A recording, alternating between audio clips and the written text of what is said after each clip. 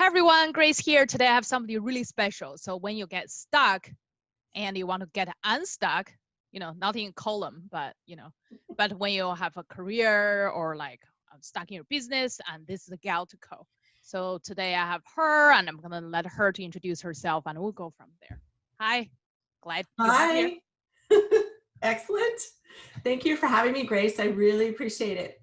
My name is Sonya Sigler, and I've been a lawyer for, oh my gosh, over a little over 25 years. And part of that journey was I learned that I really liked counseling and coaching the people that I was working with. And so 3-4 years ago, I decided to take the leap and do that full time. So now I coach entrepreneurs and other business people, could be attorneys, could be managers who are stuck in their career or stuck in their business and want to figure out how to move forward. So I help them make plans and execute on them. So what are some of the similarities compared to counseling people on legal issue and counseling people on, personal and business issues?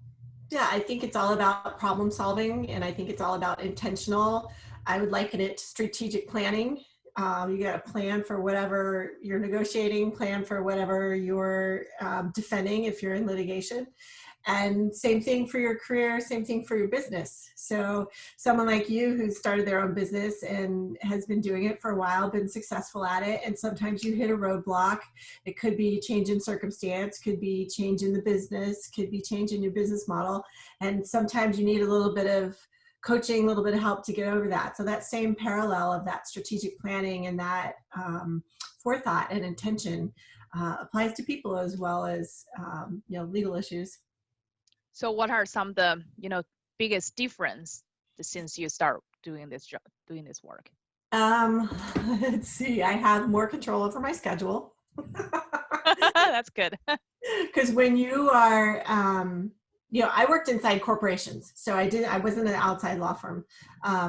But your schedule is not really your own because it's dependent on what's going on in the business, and it's dependent on the group that you support or the executives that you support.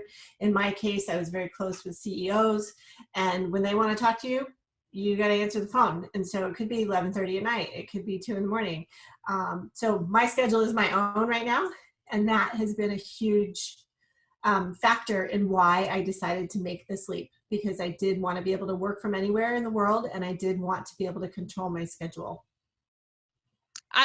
Part of me is like, it's so cool. Everybody think, oh my gosh, if you have your own business, you control your schedule. But at the same time, like the boat I'm in right now, like I don't have a schedule because, I have a little one, and I'm her daycare, right, during the day. And last night she had a horrible night. She like waking up at like 2 a.m. and just start screaming. No one knows what's going on. And so, and then I work like hourly hours. So now, to most of my audience, I think most of them are like day-to-day, like have a day job type of thing, right? So, and I know you help those people with a career change or get unstuck in their career and possibly personal life, and those usually like hand in hand with career. They usually are very intertwined. Yeah, and then also affect how well they're with their dogs. Actually, when they're super stressed out, they have a shitty job. Exactly. They don't get paid enough, and then they stress, the dog stress, then they're like, oh, we couldn't afford dog training. Like, so in terms of that, how do you usually start with like individuals like that to get them like first step to unstuck? The first step is really to figure out what they want. A lot of people aren't clear about what they want. They're clear about what they don't want, and that's a clue to what they do want. But you really have to just calm people down, get them to the point where they can breathe. Because if they can't do that and they're so stressed out, they're not going to think about the what if. They're just trying to deal with the what is. And what people don't realize is that they can choose their priorities, and they can choose to change their situation or how they react to the situation. But it's a learned skill like everything else. And we haven't really been taught that. We haven't really been taught that flexibility, that agility, to deal with things, to let things roll off our back, to not take things personally. So you kind of have to look at that and see what is, calm everybody down, and then figure out what they really do want. And then we can make a plan to go for that. And I think people want it all now. I want it now. And sometimes it takes a little time. It might take a year, it might take 5 years. We just recently moved from the San Francisco Bay Area up to Vancouver, Washington, and we planned for 3 years to make that move. So financially, we made plans to do that and what we could do in terms of buying a house using the equity we had in our Bay Area home. We also made a plan in that same 3-year period. We got married.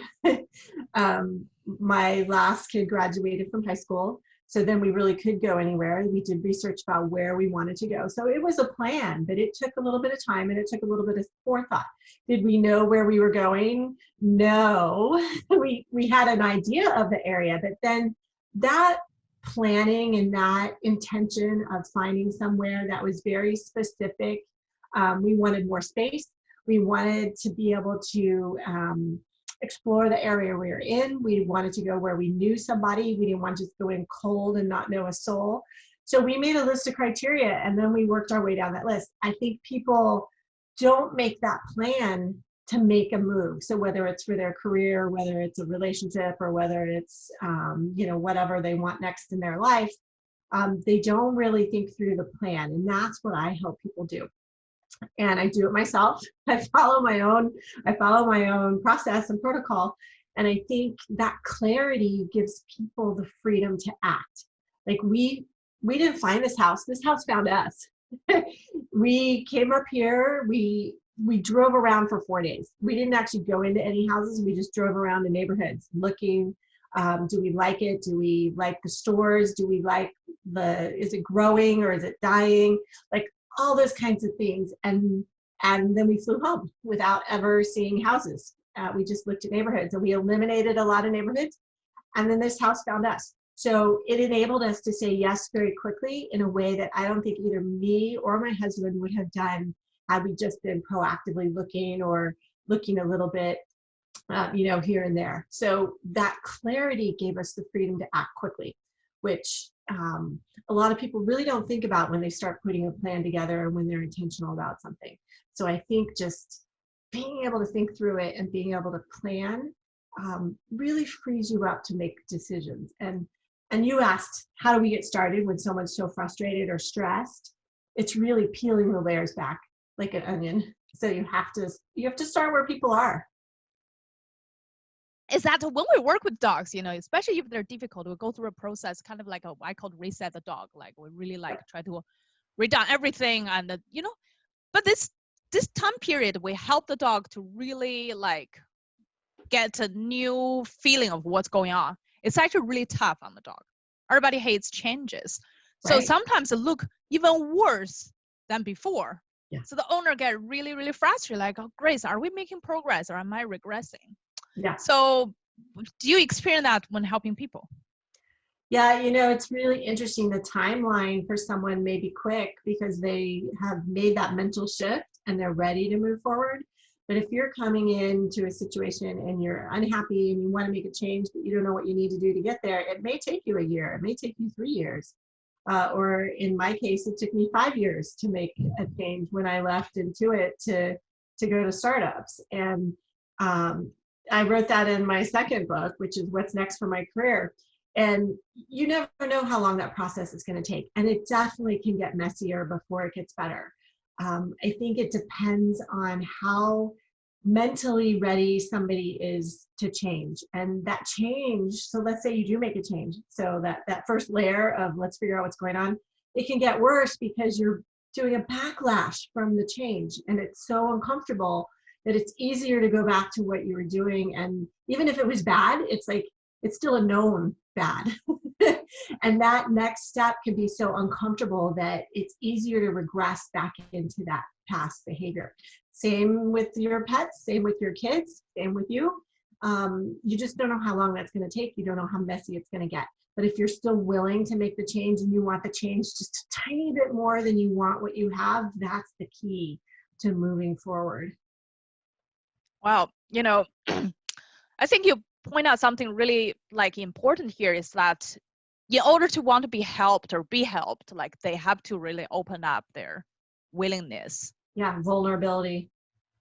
And to understand that there might be a period really tough, Yeah. because nobody likes changes, Right? We resist change.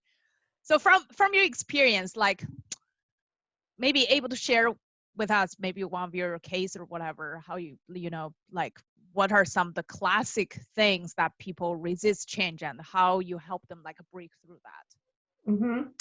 I'll give you a couple examples. One is people have networks, but they don't necessarily cultivate their network. And they think if they're networking, it's got to be some event where they go and talk to people they don't know. That's not really what networking is. That's an event, and you may do some networking there, and you may learn something in an event like that, but that's not really what it is. Networking is really who do you know, how do you know them, and how do you exchange information with them. And that is one way people resist all the way around is networking and growing and cultivating their network. They feel like it's a tit for tat relationship. If I give them a job lead, I want them to give me, you know, a referral to something. It's not really like that. It's a relationship that you cultivate. And so we may not talk for 6 months. You know, you and I have known each other for several years, and we may not talk, but then we exchange a good 5 or 6 emails or texts, and you know, I may have referred you to something, or you may have said somebody to me. That kind of cultivating of a relationship is really a change in mindset for the word networking. So I think people can get hung up on that, and so they say, yes, I want to change jobs, and I'm like, well, then you need to talk to 3 people who are at that company that you're connected to. It may be a tenuous connection, it may be a close connection, it may be a former colleague, it may be a grade school friend.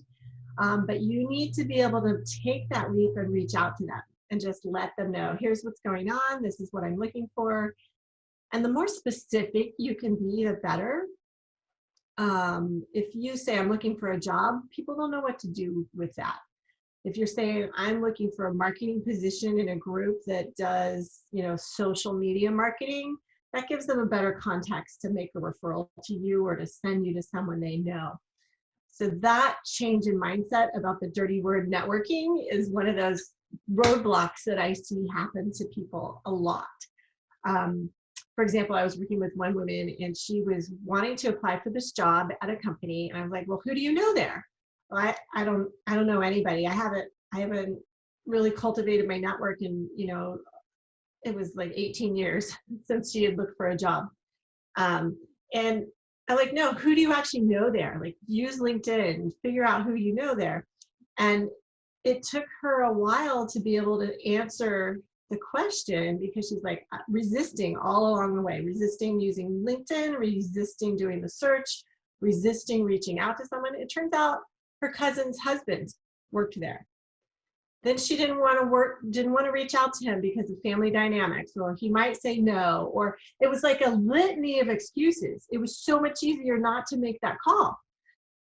And so that resistance, so let's just say they did the networking part and figured out who they know, you know, somewhere, then actually putting yourself on the line, making that phone call, being vulnerable. We're not taught that. And it's so uncomfortable, people don't want to do it, so they just stay where they are and don't make that leap.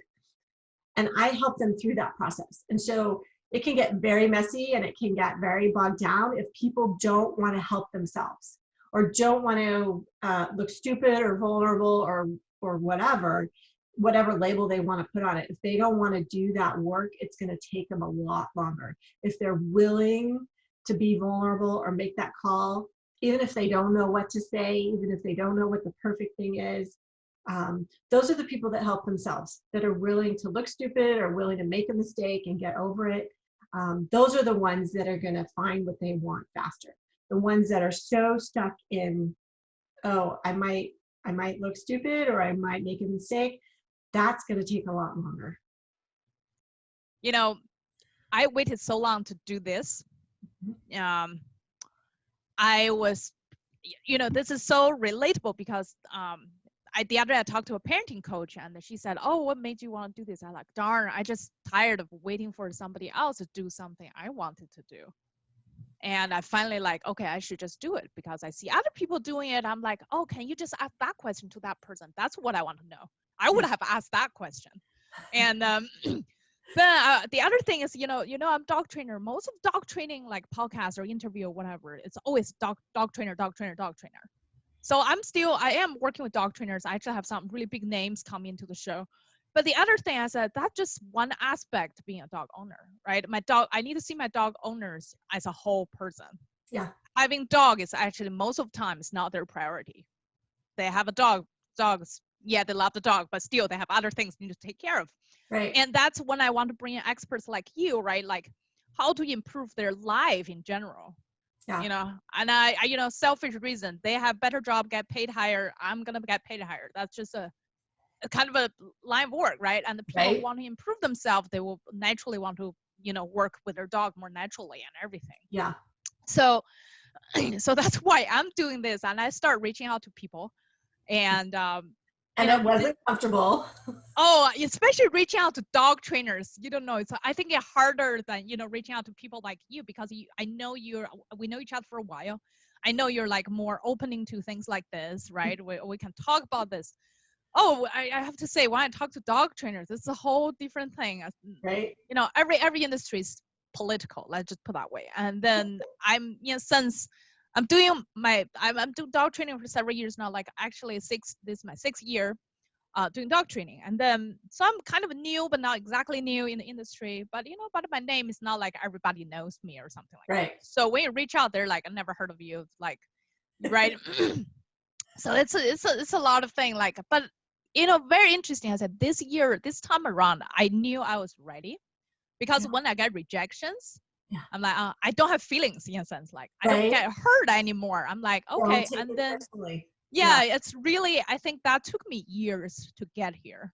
So I think anybody listening, like want to work with Sonya, it's like knowing it's going to take steps, take times, like everything else.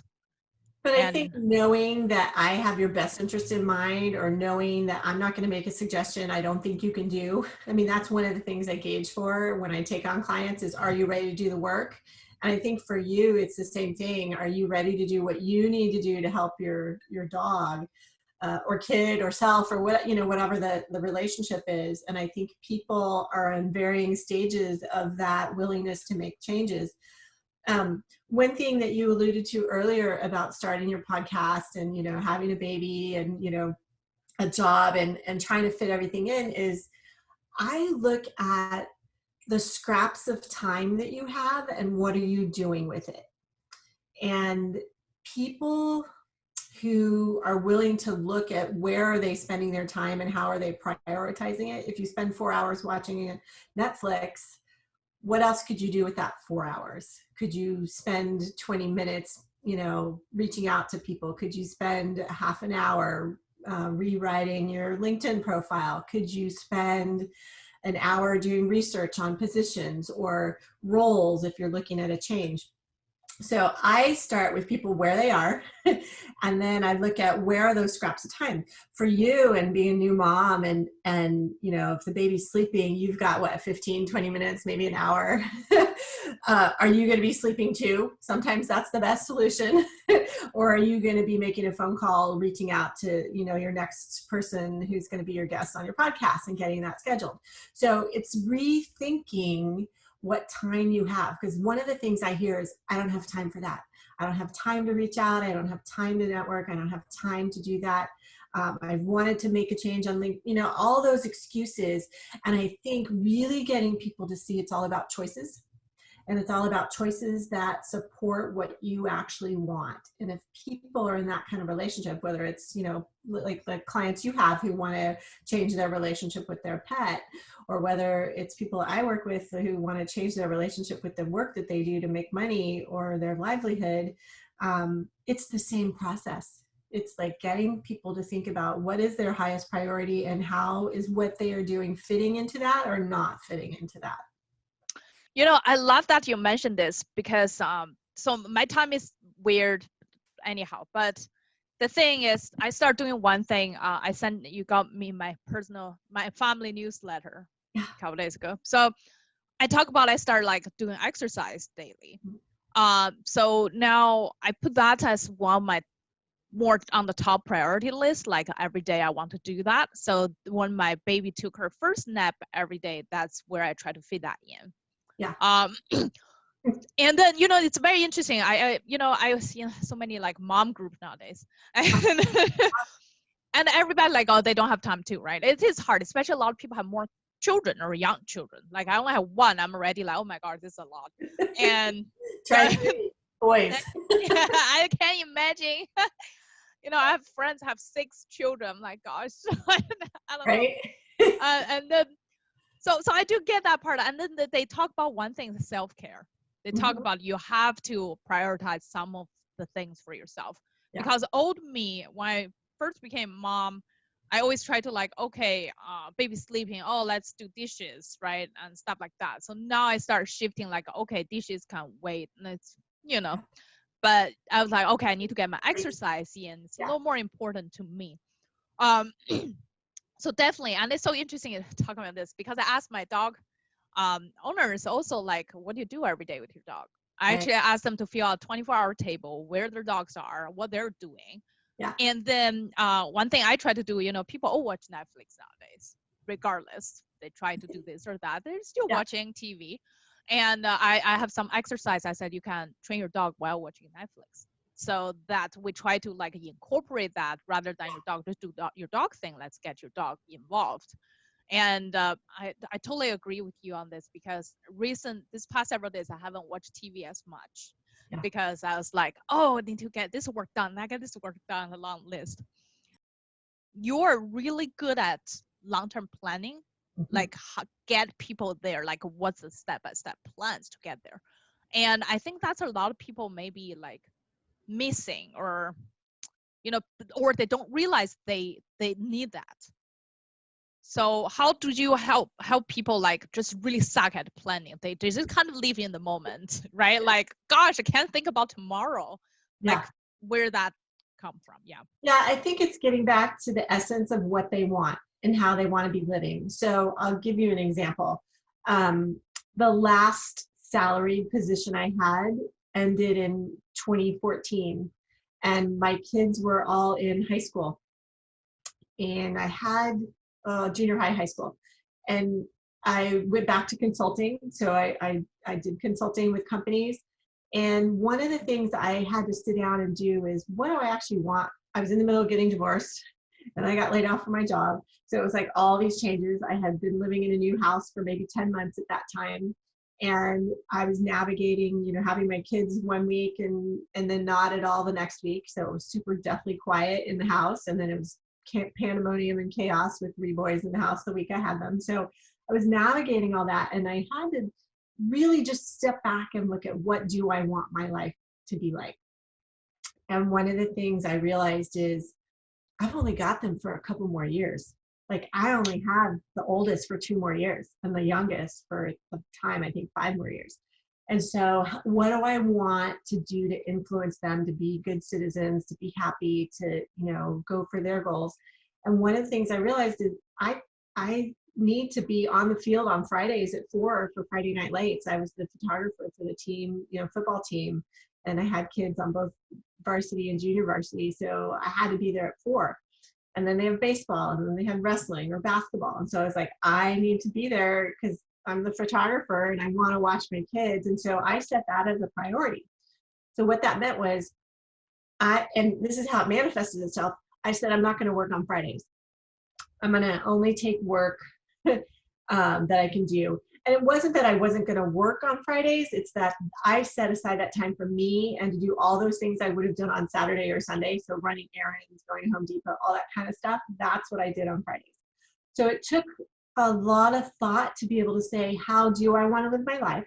And I don't think people take that time to step back and reflect, how do I want my life to be? I spent a good 10 years when I had kids, and then until I was like deciding, do I want to be in this marriage or not?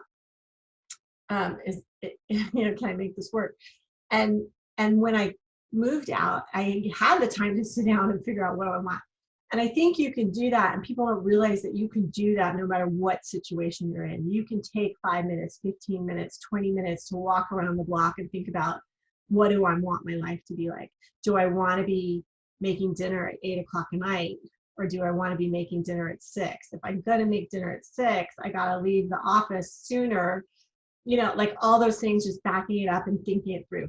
That's the process I help people do. So giving them permission is also part of that equation to say, look, we have to do this. Otherwise, you're going to get more of what you have. And you already know you don't want that. So what can we do right now? So I look at little changes and big changes. So that's the other key, not just reflecting and figure out what you want, but like little tweaks that we can make right now versus big tweaks we need to make plans for. I'll give you an example, and I think you used one of them already, of when your daughter is napping, that you use that for exercise time. So yeah, put her in the stroller, put her in the backpack, carry her while she's sleeping, and you can do whatever you need to do. I walked my kids to school. So that's how I got my exercise in. So before I even went to work, I would walk my kids to school. It was a mile down the hill, and it was a hard mile up the hill.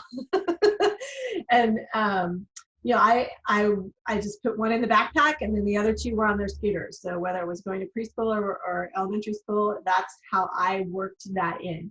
The other thing is I would have walking meetings. So the CEO and I would walk around this was in Redwood Shores, and there was a lagoon and, waterfront. So there were paths all along there. So we would just walk, and have our meetings that way. So it gave us time outside. It gave us time, to walk. So little tweaks like that can really help you meet your own goals. So the exercising while your daughter's sleeping, perfect example. Changing priorities. I don't give a crap about doing the dishes. That doesn't need to be done. I'm going to make 4 phone calls, or I'm going to schedule the next podcast guest, or whatever it is you're doing, or I'm going to call 3 clients back. That is a choice, and it's always a choice. And I think people forget. They get into the mindset of, I have to do this. I should do this, as opposed to, I want to do this. This is what I need to do to make that happen. And I think that mindset shift is really important. I made this little mini series about choice and decisions. People constantly feel they don't have a choice, right? They always say, oh, I don't have a choice. I have to do this, right? And I think asking the why do you feel like that's your only choice? And then you can have a conversation about it. And then I think the other thing is, I've found come to dog trainer and come to helping dogs is challenges that they do have choice, but they all shitty. Yeah, right. It's a hard. So, it's like, okay, you can get rid of your dog. That's a choice. No one wants to do that, right? And then or you need to do hard work to train your dog. And they're like, oh, that's hard too, right? I'm like, okay. Or you can live like that, which I said, then you wouldn't call me if you can live with that, right? So I said, sometimes it's shitty. You have to pick a less shittier one, but you still need to make a choice. It doesn't mean you don't have a choice. You still have a choice, right? So how people who have say indecisive, they just can't make decisions. Yeah. So remember I talked about how some people are ready to move forward and they make a change and it's like touching the flame. Oh, I didn't want to make that change. And so they regress right back to it. So it's getting them to choose the choice that's not going to burn their fingers, when they touch the flame. It's getting them to choose something that's a little better than the next choice down. And I think, choosing between shittier options, is we all have that. And I think what's happening right now with people's careers and people at home, people get pets and then they're like, oh, now I got to go back into the office. Now what do? I trained them that I'm home all the time. Now what do I do? Same thing with kids, same thing with spouses, same thing with your own routines. And I think just taking a moment to reflect of what do I want it to be and how can I make that change? So now that I have a change in circumstance, I got to go back into the office, or now I have a dog and I have kids back in school, all those kind of little changes, like what do I want it to be like, and being intentional about it. And I think we get into this autopilot mode and we forget that we have a choice. And I think reminding people of that and just taking a step back, what do I want it to be like? I had a friend who I was in the middle of producing a show, a community theater show, and he couldn't come to the show itself, which was over a couple weekends. And so he came to the dress rehearsal. And then we went out afterwards for a drink, and he said, "I'm so excited about your show. I'm so sorry I can't see it. I really enjoyed the dress rehearsal." And then we got to talking, and he's like, I hope your show goes better than you imagined. And I was like, oh. And so on the way home, I'm thinking, what do I imagine? Like, what? And I'm like, oh, they would all sell out. Oh, we would get a standing ovation. Oh, like all these things. I was like, how do I want it to go? And then I'm like, imagining how could it be better? Like how, like better than you imagine. And I've taken that with me and I use it now in my coaching. And I was like, it forces you to stop and say, what do I want it to be like? And I think whether you're training dogs or whether you're changing careers or whether you're building a business, all of those moments to stop and say, how do I want it to be, are super important. Gosh, it's like a manifesting, right? Like really, and it's hard. The reason, my background a little bit because we've known each other for a while. And when I grew up in China, like there's no such thing as manifesting, at least not how I grew up, right? Like you just do this. It's a linear path. You go to school, you have to be a good student, and you go to college. Somehow you will have find a job after college. Right. Then when you're at college, you graduate college, you realize you don't have a job. And then everybody just freak the heck out. Like, and your parents freak out, realize, oh shoot, and then they start asking everybody's parents, coworkers, do you have some internship opening, right? My daughter just graduated from college, and you realize you don't have any real skills and you don't know what you want. And I grew up like, I really like kind of, I was frustrated in the sense of like, I didn't know what I want, but I kind of know this is not what I want. Not what I want, right? But I can't figure out what I want because I have no idea what are the possibilities. Yeah. Like I've never thought there's a choice. So when you start facing choice, you realize I can't make a choice because I never made a choice in my life. Yeah. Mm-hmm. And that's become obviously really overwhelming when I came here, realize, wow, you actually have a lot more choices. And now you need to make those decisions on the way and decide to make a change or make a difference. Yeah. Also took me a long time to become a dog trainer in a sense because I was too scared, right? I was working full-time job and I actually got a raise. And I was like, I don't like my job in a sense, but like, well, but it's a job and paid okay, right? Like, it's a stable, right? You're kind of making that thing, and then you're right, like, but when you see your dog, every weekend I was doing dog training. I'm like, gosh, this is so cool. And it was energizing, right? Yeah. Yeah. So that's when you're like, wow, do I have the choice to do that? What's gonna take, right? Like, so I think it's really like you talk about, like, take a step back and then just really like, wow, we're actually at. Or sometimes like in a relationship, you're like, how do we get here, right? Like, it's my, this year's my 10th anniversary with my husband, and sometimes we look at each other like, gosh, we married 10 years, really? Like, really? And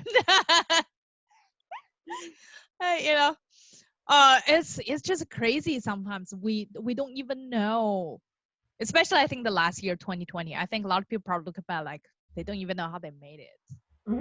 It's like a blur.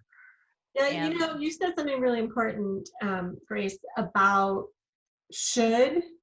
Like, I should do this, I should do that, and I have one linear career path, or I have one linear life path. And I think getting people to step back and see that's a life of shoulds, as opposed to what do I want, what do I like, what do I thrive doing, where do I get that energy. And one of the things I have people do is let's take a week, take a day, take a week, write down what you're doing for the day. And I use plus, minus, and neutral, a circle for neutral. Does that give you energy? Get a plus sign. Does it suck energy away from you? Like sending out invoices, then put a big old negative sign next to that. Does it give you energy when you meet with clients and train their dogs? Put a plus next to that. Does it suck the life out of you when you try to juggle picking up your daughter from daycare and trying to fit in phone calls to your clients? Okay, maybe we need to retool that. So just looking at what actually gives you energy. I think for me, this whole last year has been hard because all of my in-person events have been canceled and it's all moved to online. Online and making, helping people make changes, that gives me energy, but I get so much more energy and inspiration when I give those talks in person, when I meet with people in person. And so I've had to retool what I'm doing and where I get energy. And my husband's like, this is great. I get to stay home. I get to, and I was like, oh my gosh, it's driving me bananas. So you have to figure out what works for you best. And so what I have people do is take a day, observe those things. Does it drive you nuts to commute for an hour? Does it drive you nuts to go into an office? Or do you like going into an office? So just take all those things, break it down, and then we can start to make changes and add more of the things that give you energy and take away those things that suck that energy from you. And then if you're in a job where you've done it long enough that you feel like it's neutral or it's sucking all that energy away, because this is really when people come to me, is they're stuck and they feel like they don't have anything that's giving them energy. They're like, I used to love my job, but now I don't. So let's figure out why that is. And the neutral and the energy giving and the negative energy, that's a way to figure that out and give you clues about what you want to be doing as opposed to what you should be doing. Oh, I love that. And in my mind, I was like, oh, we should make a list of the people, too, right? Suck your energy, Same give thing. you energy. Same thing. Exactly. And it could be family members on that list. Oh, yeah, for sure. You literally limit your time with that negative soul-sucking stuff and you increase your time with the good stuff. That'll get you out of the I don't have any choice thinking and get you a baby step into the land of I do have a choice. I can make a difference. I can make a change. Because what happens is people get so stuck into the I can't even see straight. I can't make a change. I don't have any choices. I have to do this. Well, I think what people have discovered over the last year is they don't have to do this. They don't have to have their kids in 3 sports. They don't have to have them in dance lessons. They don't have to have them scheduled to here with scouts and sports and, dance and whatever else. That they can have family time together. They can have game night. They can do puzzles. Like all of those things we've lost the art of doing and spending time with each other and spending good time with each other. Cooking together. Like my husband and I love to cook together. And my kids are like, whatever, tell me what dinner is,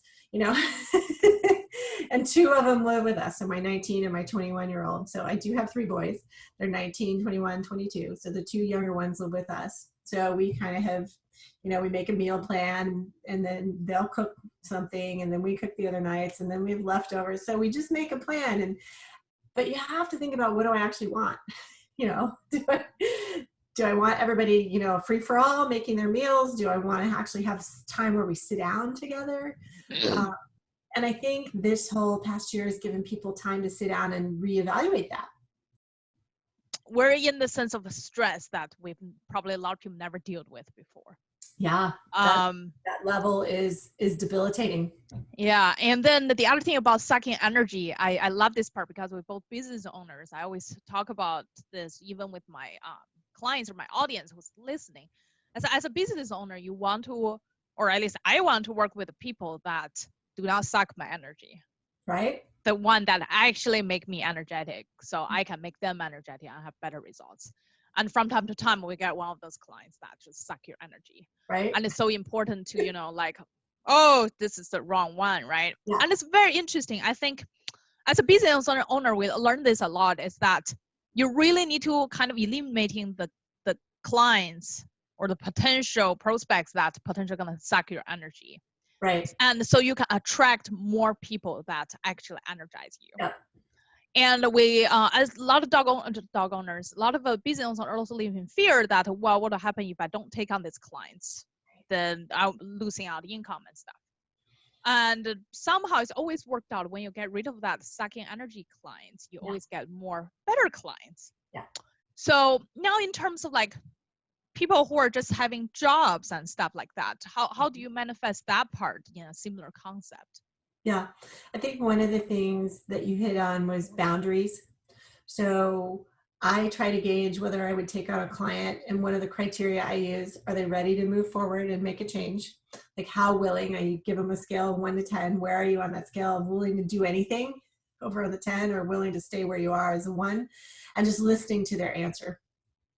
And if they're in the 7, 8, 9, 10 range, then I'll probe further to see if they are willing to do the work and what they're willing to do. Um, the other part is, would I want to invite them over for dinner? So that's kind of my criteria for choosing whether to work with someone or not, because I'm going to be in a very intimate relationship with them. I'm going to be in a relationship where they're disclosing things they probably have never told anyone else. That's one of the things I get told a lot is, I've never told anyone this, but I can talk to you. And so I get a lot of that private information where people feel very vulnerable. So that boundary setting is really important, of what am I willing to tolerate? What am I not willing to tolerate? Am I willing to settle? Am I not willing to settle? If I'm going to settle because I need the income, I'm going to take on that client, even though I know they're going to be a pain in the ass. I get what I deserve. and if I take on the clients that I think are going to make those changes, that's usually an amazing relationship. So that boundary setting is really important. And I don't think people do that well. They settle, they just say, oh, that's just the way it is, I have to deal with it. Especially if in the life of should. So that line keeps moving to a place that gets them more and more away from their true alignment of what they want and what their skills are. So people that I see now holding on with fear, like, I'm going to cling to this job because I need the income. I'm not even going to look for something else because I don't want to make a change. I'm the sole breadwinner. I see a lot of that with single moms who are like, I'm the sole breadwinner. I've got to have this. I've got to be able to manage this. And they keep clinging to that job that is a wrong fit for whatever reason. It's their skills don't fit the job, or the job does not match their values, whatever the reason. That just leads to problems down the line. It may be a year from now, maybe 2 years from now, whatever. But that's just kicking the can down the road. If you're willing to put a stake in the ground and say, this is not working, let me find something that's a better fit for me, whether it's a different kind of client, whether it's a different kind of job or a different role, that's when possibilities open up. That's when you do free up that energy and that space to welcome something better into your life. So whether it's a new job, new relationship, whatever it is, I think that you have to put those boundaries in place, and that people who aren't willing to do it end up in the same space and frustrated still.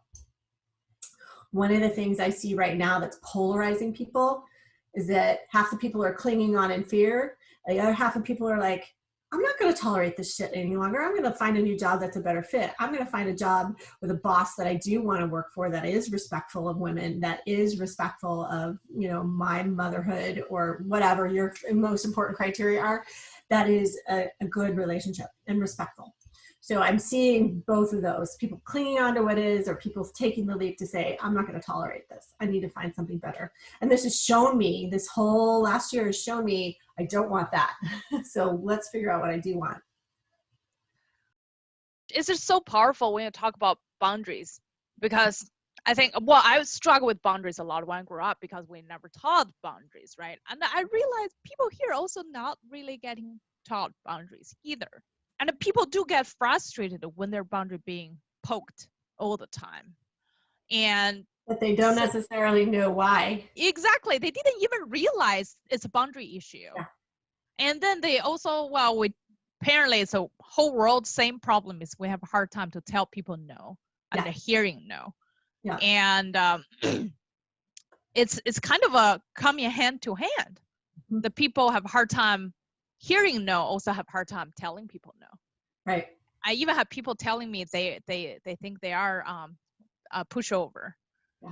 Right. And then they know it. They're like, oh, I'm the pushover. Like, people just kind of, I'm the doormat. I'm like, if you know that, why you want to doing it there? Yeah. Right. That's the part I'm like, wow, it's really crazy. What are some if you have any say number one tip to create your boundaries, or even realize you have a boundary, like where people can start? I think one of the things that's important to do is observe your emotions for a day. Like if you're going into the office and you're talking to a particular person or colleague or your boss and they make you feel a certain way, just make a note of that. And I think it takes observation. So over a day, over a week, over a month of those kind of interactions, excuse me, that either make you feel like you know what you're doing, confident, supported, or do they make you feel like something's wrong with you, like you've made a mistake, like you're had all the air sucked out of the room? Like just make those kind of observations. You don't need to do anything, just make the observations. And then we can look at patterns and say, okay, this is a boundary to put in place. And it's taking a baby step. So you can't just put every boundary in place right away. It's taking a baby step and saying, okay, the world didn't end, I didn't die, and I can push that boundary a little further. And one of the things I work with women on and that I see a lot is women do not know that no is a complete sentence. They don't have to make excuses. They don't have to say, no, I can't do that because of blah. They just say no. Gosh, love that. Love that. I have to make a note. Like just say no. No. Period. Or I'm not available. You don't have to say I'm not available then, I'm not available because, just I'm not available. So I think starting with those small sentences, with the small pushback, if you want to look at it as pushback or small boundary setting, that gets people practiced in where that boundary is set. And they'll be more comfortable and then they can push further. Some people have really good boundary setting, but they don't know what they want. So then every little path is a possibility. And so then it's completely overwhelming. So then we look at what choices are more exciting to you and which ones are scarier, you know, so you can look at those different aspects. I think that people, we talked a little bit about your path of should and all of that. I think people are afraid of making mistakes. Like the world is going to end, and if I don't make the perfect choice, I'm going to ruin my life. I'm going to not find a job. I'm not going to, you know, whatever their fear is, that's what comes forward. The whole perfection thing. Right. And I think that you talked about, you know, going to college, not finding a job, and then your parents freaking out and you freaking out. Like that life decision on what job to take, it's fine if you make a mistake. Work at it for 6 months and discover something about yourself, or work at it for 2 years and discover something about yourself. And then make a change. It's not the end of the world. It just means you made a job change. And I think that level of permission, or that level of recognition that it's not a mistake, or even if it is a mistake in your mind, it's not the end of the world. And I see that catastrophized thinking with everything, and it makes people anxious and then paralyzed by that anxiety. And so one of the things that I try to do with people is, so what? So what? So you took that job, you worked at it for 2 years, you hated it, you had a boss you couldn't stand, your colleagues were assholes, you know, whatever. You learned something about it. You learned about the type of person you don't want to work for. You learned about the type of people you don't want to work with. So in your next job, in your interview, you're going to look for people. Do you connect with those people? Do you want to work with them? Does your boss respect your ideas and want to hear what you have to say? Or do they just want you to execute on something they tell you what to do? If that's the case, then join the military. You know, they're going to tell you what to do and you don't have to think about it. You know, just so there are some aspects to that, and that permission and that willingness of people to say, oh, it's not the end of the world, even if I do make a mistake. Like I think people aggrandize decisions and they elevate it to all or nothing. And it's like the black or white thinking, the all or nothing.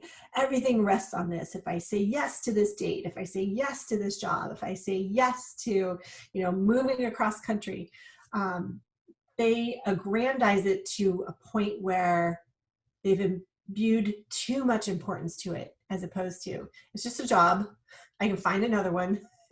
Or they get into that fear mind thinking of, I'll never find anything, I'll have to take this one. So that settling, that, you know, I'll just deal with it, as opposed to, no, I don't want this, I really do want something else. we talk a lot about individually, like how the family dynamic play a role. Yeah.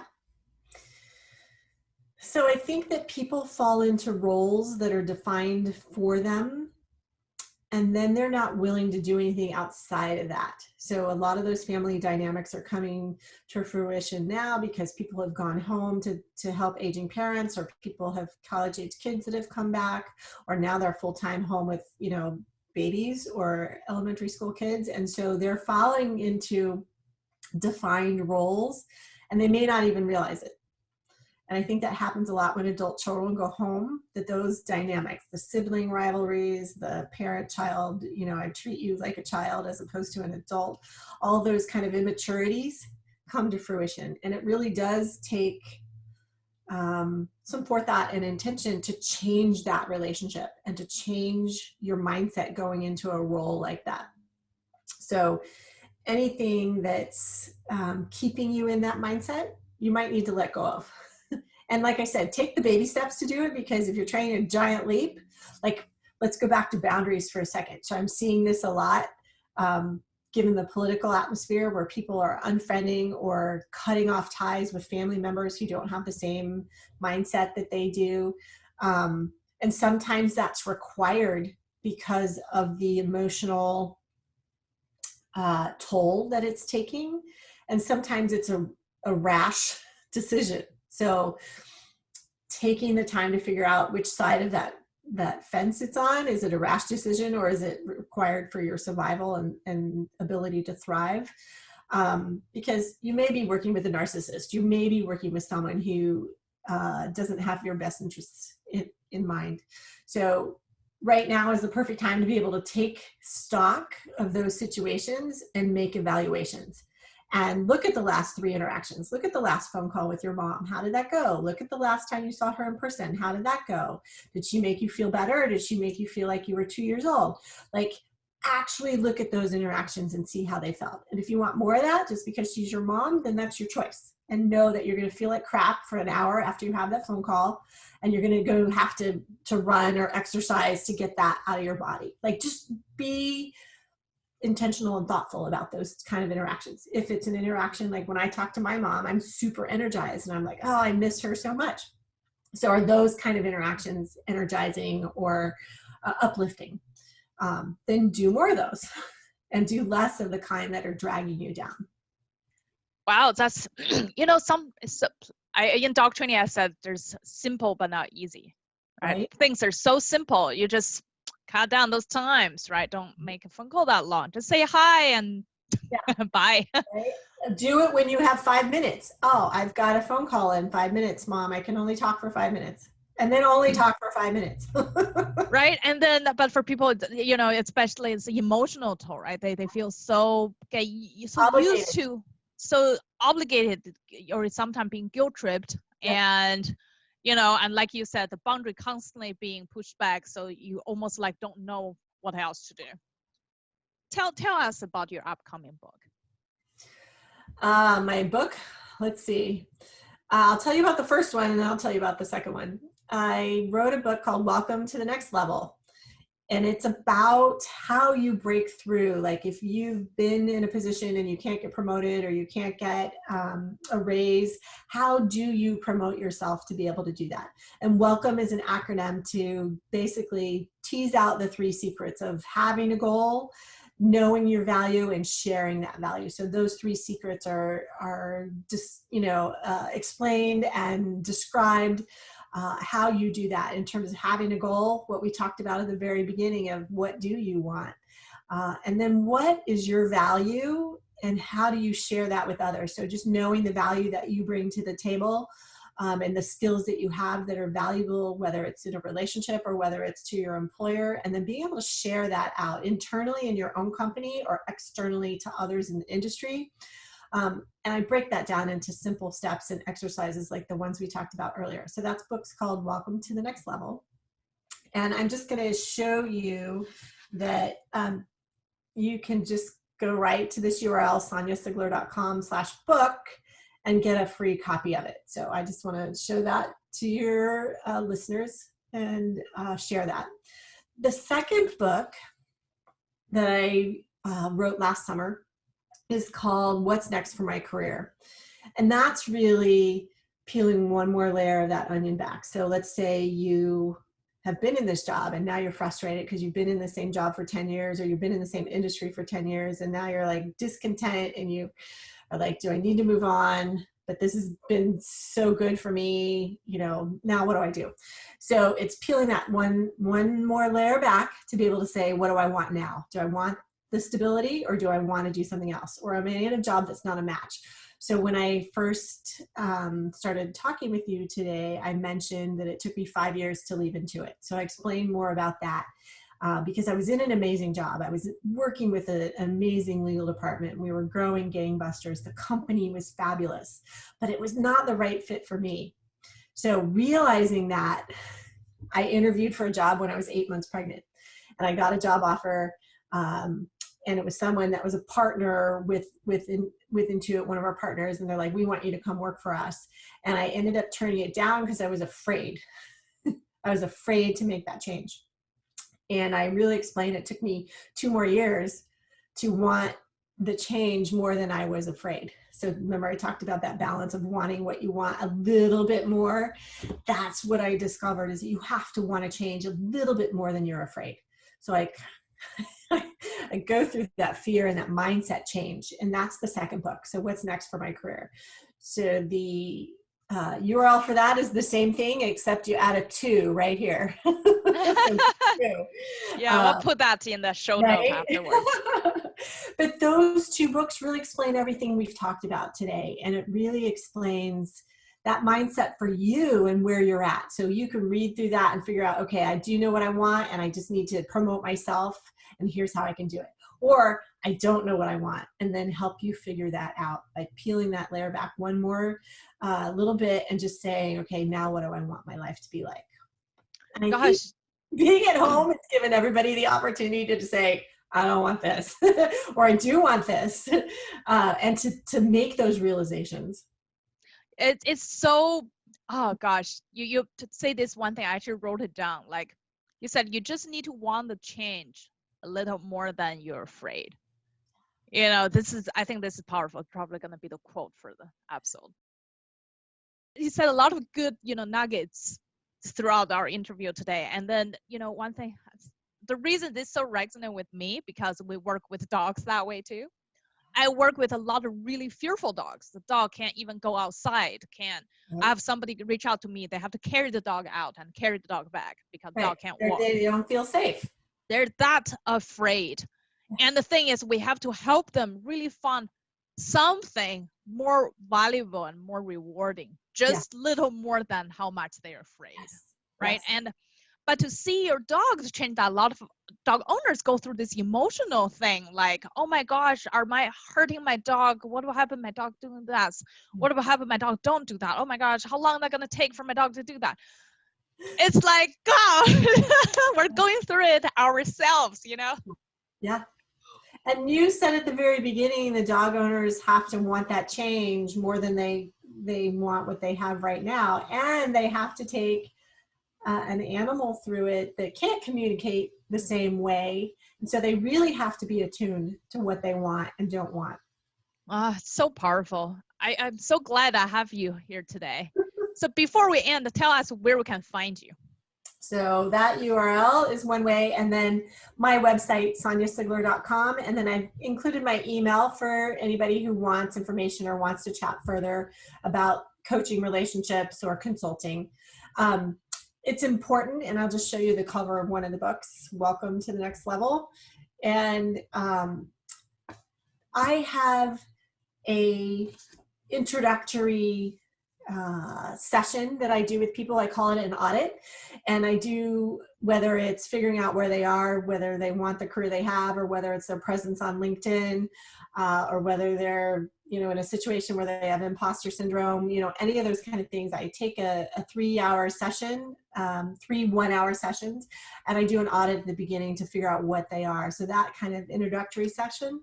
I also have online courses that are recorded for each of the books that take you through the information, and then coaching that goes along with that.